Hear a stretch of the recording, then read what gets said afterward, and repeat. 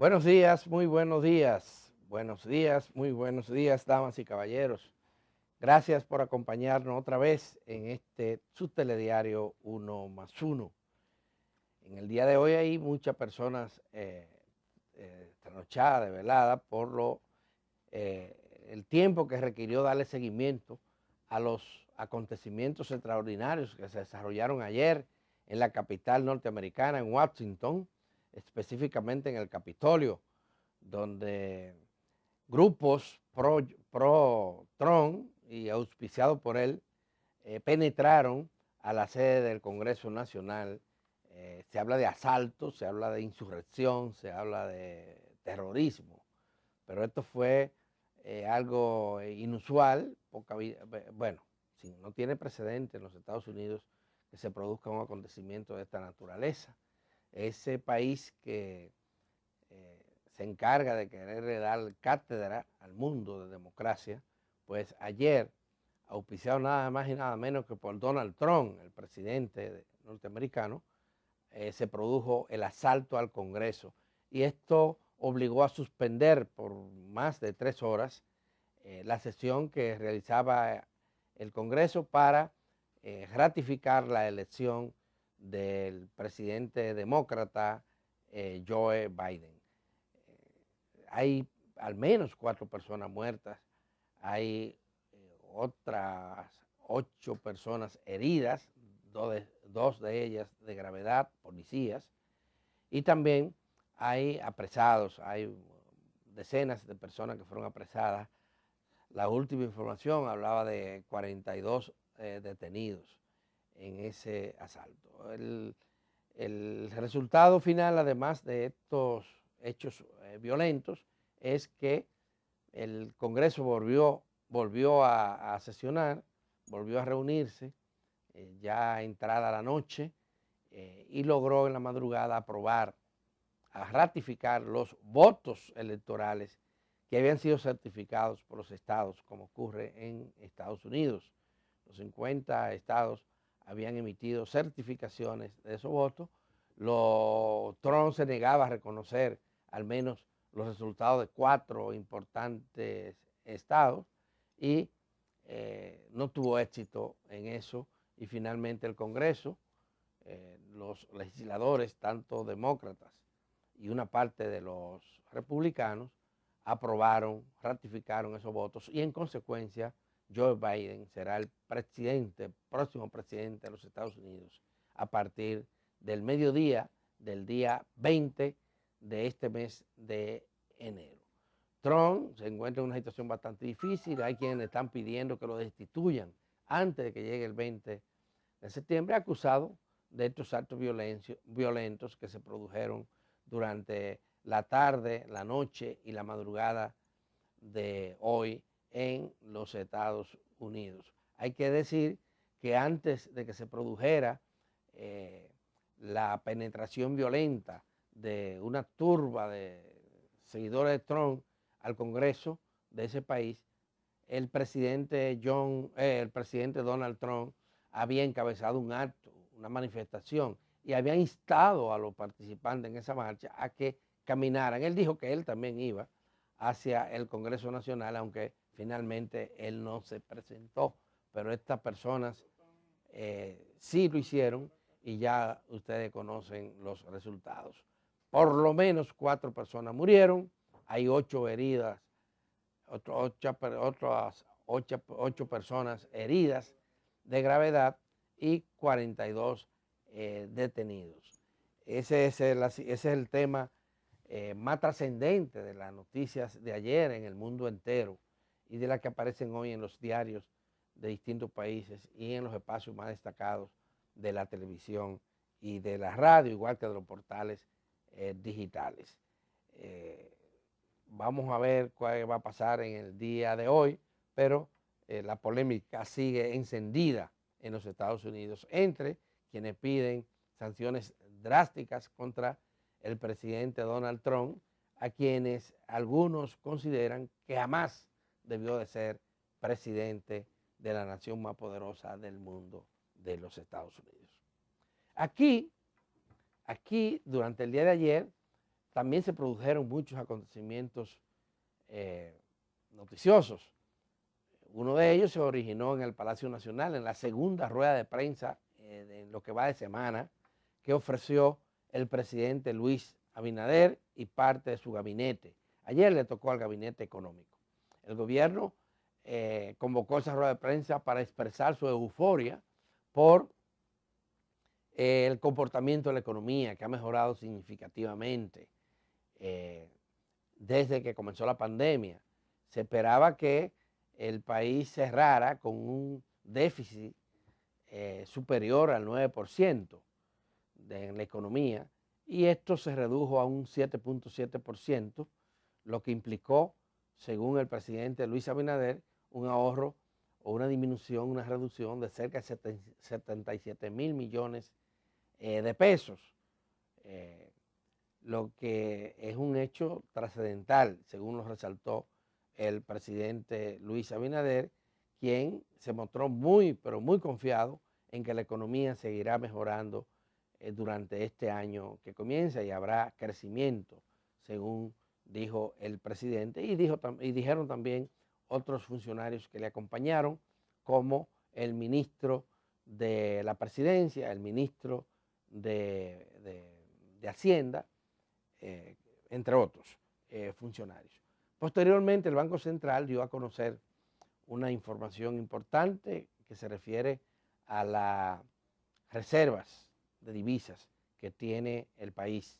Y dice el Banco Central que las reservas de divisas se elevaron a 10.750 millones de dólares. Y esa es la cifra más alta que se haya registrado en el país históricamente. Está muy contento el gobernador del Banco Central y el Banco Central con ese aumento. Hay que decir que eso se debió, entre otras razones, al dinero que entró por los préstamos, los bonos que colocó el Estado Dominicano en los mercados internacionales. Y ahí tenemos esa gran reserva que da confianza a los inversionistas nacionales e internacionales, confianza en la economía del país y en el porvenir inmediato de la República Dominicana. De manera que hay euforia, repito, en el gobierno por este comportamiento de la economía. Para hoy está fijada otra rueda de prensa, la tercera rueda de prensa consecutiva que se realizaría en una semana en el Palacio Nacional. Pero esta vez quienes darán las caras será la directora de Ética Gubernamental, la doctora Milagros Ortiz Bosch, y el director de Contrataciones de Servicio y de Obras del Gobierno, don Carlos Pimentel. Carlos Pimentel y doña Milagros Ortiz Bosch hablarán a la prensa. No se sabe, pero de qué será lo que específicamente le contarán al país, pero todo parece indicar que se van a referir a el tema del manejo ético o los actos de corrupción que podrían haberse cometido en lo que va de gobierno o en el gobierno pasado. Medidas destinadas a mejorar la pulcritud en el manejo de los recursos públicos es lo que se espera de esa rueda de prensa. Y hablar de ética gubernamental nos remite de una vez a hablar también de corrupción en el pasado gobierno. La Procuraduría General de la República no da tregua, continúa investigando a funcionarios y exfuncionarios gubernamentales.